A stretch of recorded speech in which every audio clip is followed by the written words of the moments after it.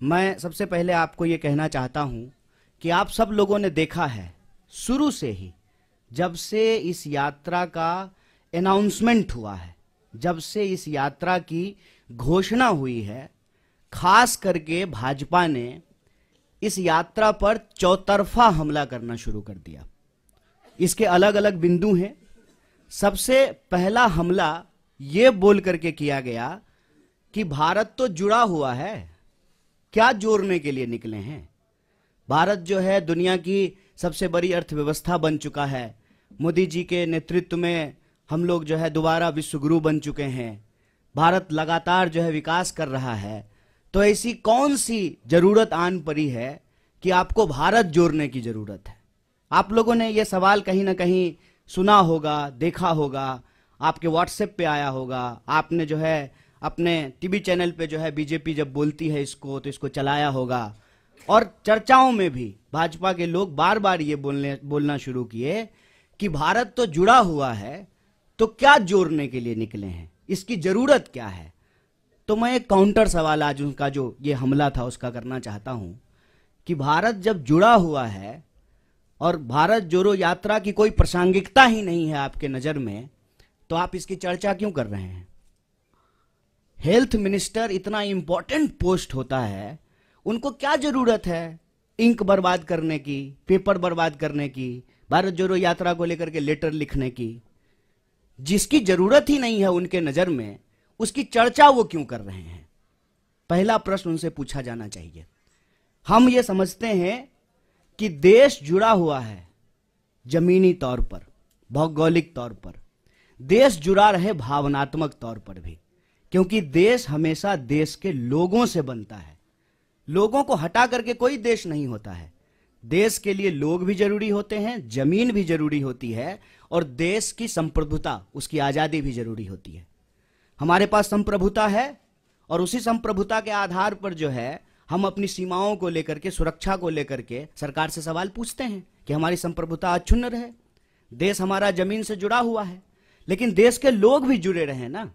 जब इस देश के लोगों को उनके पहचान के आधार पर बांटा जाता है, उनके अंदर भेदभाव पैदा किया जाता है, एक के खिलाफ जब दूसरे को खड़ा किया जाता है, तो देशवासियों को आपस में तोड़ने की कोशिश की जाती है। और देश अगर भावनात्मक रूप से नहीं जुड़ा रहेगा तो आप जमीन से भी बहुत देर तक जोड़ के नहीं रख पाएंगे। इसीलिए देशवासियों को आपस में जोड़ना जरूरी है। और पहले दिन से हमने कहा कि यह यात्रा दिलों को जोड़ने की यात्रा है। हम चाहते हैं कि देश में मोहब्बत हो। यह जो नफरत की बयार लगातार बह रही है, इस नफरत को हराया जाए, क्योंकि अगर नफरत का माहौल रहेगा तो देश के भीतर जो बुनियादी सवाल हैं, रोजी रोटी, कपड़ा, मकान, शिक्षा, स्वास्थ्य, सड़क, बिजली, पानी, ये मुद्दे गायब हो जाएंगे राजनीति के विमर्श से। हमारी मंशा बिल्कुल साफ थी। तो जो लोग ये पूछ रहे थे उनको ये समझना था, ये सवाल खुद से पूछना था कि क्या जब इस देश में भर्ती घोटाला होता है, भर्तियां नहीं होती हैं, जब किसी इंसान के साथ सरेआम मारपीट होती है, महिलाओं के साथ बलात्कार होता है, तो आपकी भावना नहीं टूटती है, नौजवानों के सपने नहीं टूटते हैं। उसी भावनाओं को जोड़ने के लिए, उसी सपने को जोड़ने के लिए यात्रा है। तो पहला हमला उन्होंने ये किया कि भारत जोड़ो यात्रा की जरूरत क्या है। दूसरा हमला जब यात्रा शुरू हुई तब उन्होंने दूसरा हमला किया, और ये बड़े शर्म की बात है और बड़ी सोचने की बात है। हमारे बीच में भी मेंबर ऑफ पार्लियामेंट बैठे हुए हैं, इलेक्टेड रिप्रेजेंटेटिव्स हैं। इलेक्टेड रिप्रेजेंटेटिव की एक जिम्मेवारी होती है कि वो जब भी बोले तो सोच समझ करके बोलें, ताकि हम भी उनको फॉलो करें, हम भी उनसे सीखें।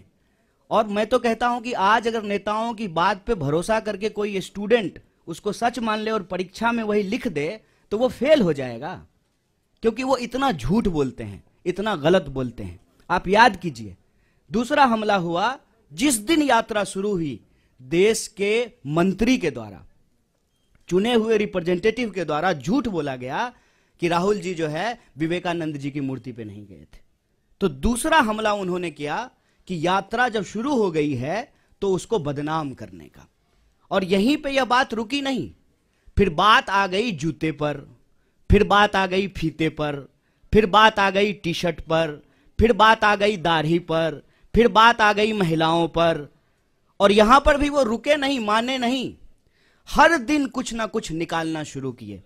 और जब हकीकत में कुछ नहीं मिला तो जो उनका तीसरा हमला था, जो उनका डर्टी ट्रिक डिपार्टमेंट जो करता है कि किसी का सर किसी के जो है सर के ऊपर लगा दो, किसी का आवाज कहीं पे चिपका दो, यात्रा को लेकर के नकली वीडियो बनाना शुरू किए। यात्रा जब आगे चली जाती है तो पीछे सड़क खाली ही होगी, यात्रा आगे बढ़ गई है तो उस खाली सड़क का वीडियो बना करके दिखाते हैं, कोई है ही नहीं। अरे भाई, जब कोई है ही नहीं, कोई लोग यात्रा में आ ही नहीं रहा है, तो क्यों आपको अभी जो है प्रोटोकॉल की याद पड़ी है? कोरोना प्रोटोकॉल की जरूरत क्यों है? क्योंकि आप तो यही दिखा रहे हैं वीडियो बना बना करके कि कोई यात्रा में आ ही नहीं रहा है। जब कोई यात्रा में आ ही नहीं रहा है तो क्या पेड़ को मास्क पहना दें कि सड़क जो है लपेट करके कंधे पर रख दें राहुल जी के कि नहीं नहीं आप आगे बढ़ गए हैं, सड़क को पीछे कैसे छोड़ दिए हैं, इसको भी लपेट करके कंधे पर ले जाइए। वीडियो, नकली वीडियो, कभी जो है तबलीगी जमात तो कभी कुछ नकली वीडियो बना रहे हैं, जबकि यात्रा में जो लोग शामिल हैं वो देखते हैं सबसे आगे इस देश का राष्ट्रीय ध्वज होता है। और जयराम जी, दिग्विजय सिंह जी, इनसे हम नौजवानों को सीखना चाहिए कि लगातार वो उस झंडे के साथ चलते हैं। हमारा सेवा दल जो हमारे स्वतंत्रता आंदोलन के जमाने के जो गाने हैं उसको गाते हुए चलते हैं। पीछे जो है हमारा एक बैंड पार्टी होता है जो म्यूजिकली जो है देशभक्ति गानों को बजाता है और उसके पीछे जो है वो राहुल जी चलते हैं। तब जो